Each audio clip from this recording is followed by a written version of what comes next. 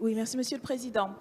Effectivement, nous demandons la suppression de ce premier alinéa et je voulais revenir sur beaucoup de choses qui ont été dites tout à l'heure. Une forme d'étonnement en fait du ministre qui ne comprenait pas pourquoi tant de gens, en tout cas dans l'Assemblée, étaient contre cette réforme. Et je voulais revenir sur le fait que, effectivement, on a aujourd'hui une unité de l'ensemble des professions libérales qui sont représentées, notamment dans le collectif SOS Retraite, qui refusent cette réforme. Je voulais parler l'exemple qui a été donné d'un jeune kinésithérapeute gréviste qui a compté que sur une année, la réforme reviendrait à 2 500 € en moins, soit l'équivalent d'un mois de salaire, avec une perte sèche de 5% pour ce type de profession. Et malgré les protestations de la majorité, on apprenait début février que les caisses de profession libérales et celles des avocats allaient se réunir pour faire réaliser leur propre étude d'impact, dont les résultats seraient publiés en mars 2020.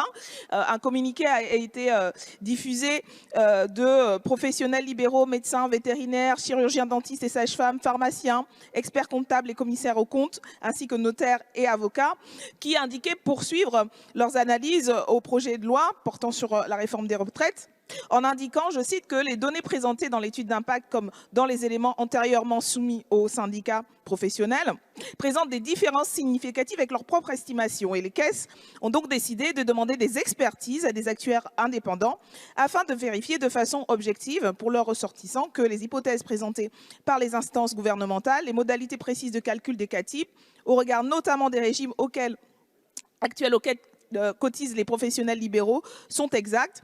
Il s'agit pour ces professions d'établir un état précis de l'évolution des cotisations, comme une évaluation des prestations futures et de leur rendement dans les régimes actuels et dans le futur régime, étant également inquiète sur le devenir des réserves que les professions ont constituées. Donc on voit là que malgré vos protestations, il n'y a absolument pas de confiance vis-à-vis de ce que vous proposez dans votre projet. Et je pense que vous devriez peut-être vous poser la question de la raison pour laquelle des gens aussi différents que des syndicalistes, des salariés RATP, des professions libérales, des agriculteurs et des agricultrices ont si peu confiance dans vos protestations. Et c'est peut-être parce que tout le monde a entendu que de toute façon, il faudrait travailler plus longtemps, des mots du Premier ministre, et que les études d'impact que vous avez présentées malgré les trucages, et après examen attentif des uns et des autres, montrent que les pensions vont baisser. Et je pense que vous payez ainsi le manque de confiance que vous... Madame Obono. Merci, Monsieur le Président. Alors, tout d'abord, il s'agit bien d'un article sur les travailleurs et travailleuses indépendants et indépendantes. Et donc, la question précise posée par notre collègue Coquerel tout à l'heure portait sur ce sujet.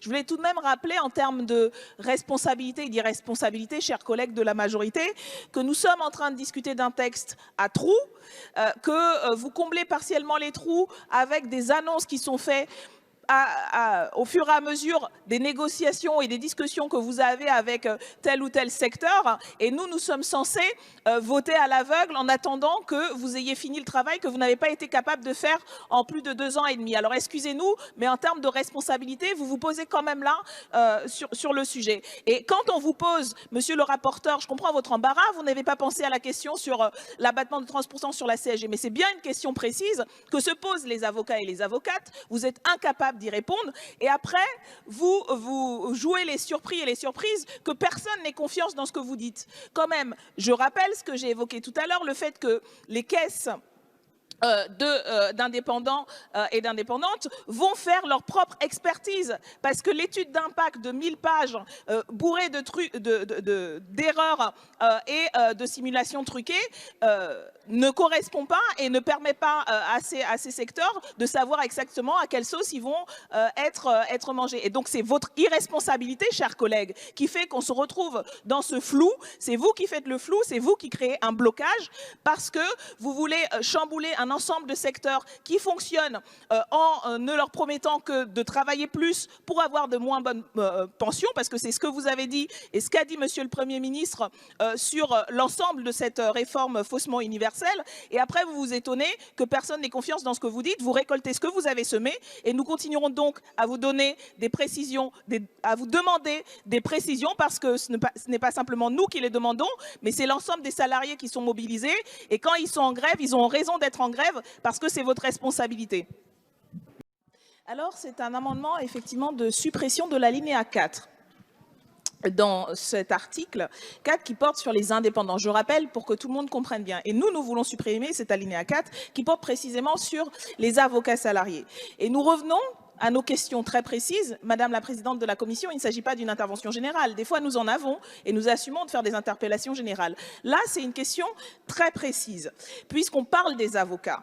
Et on parle et on vous demande ce que pose d'ailleurs en représentant le vice-président du CNBF sur cette question d'abattement de 30%. Rappelant, vous prévoyez donc un abattement de 30% sur la CSG pour compenser en partie la hausse des cotisations.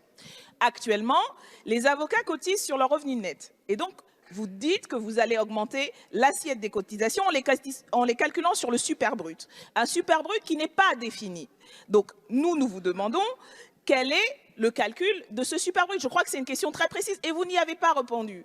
Vous renvoyez à un article 21. Nous avons lu l'ensemble du texte. L'article 21 est une ordonnance qui ne donnera pas plus de réponses précises. Donc, encore une fois, la question est de savoir de quel montant va être calculé le super brut. C'est pas quelque chose de général. Et ça sert à rien de nous dire article 21, puisque l'article 21 n'y répondra pas plus. Cet article 21, rappelons-le, procède en disant, je vais vous le dire, le présent amendement vise à préciser l'habilitation à adopter l'assiette des cotisations et contributions sociales des travailleurs indépendants en prévoyant que la future assiette sera déterminée par application d'un abattement de 30% aux bénéfices ou rémunérations tenant compte de l'assiette des cotisations applicables dans le système universel de retraite. Oui, on est perdu parce que c'est complètement flou. Et donc là, excusez-moi, chers collègues, c'est un amendement précis qui demande une réponse précise. Oui, non, ou alors on ne sait pas. Assumez que vous ne savez pas, assumez que vous avez mal préparé cela, assumez que vous faites des annonces au fur et à mesure et assumez qu'il n'y a absolument aucune confiance. Je rappelle que nous parlions là de l'alinéa 4 de l'article 4 qui porte sur les avocats et notre question...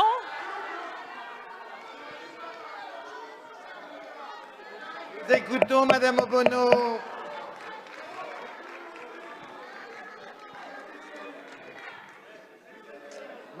C'était un simple rappel d'ordre. Hein. Et donc, nous parlons des avocats parce qu'ils sont concernés sur ce sujet. Mais sur des alinéas précédents qui parlaient des travailleurs et travailleuses indépendants, chers collègues, si vous étiez présents et attentifs et attentives, ce dont je ne doute pas, vous auriez entendu nos interpellations, par exemple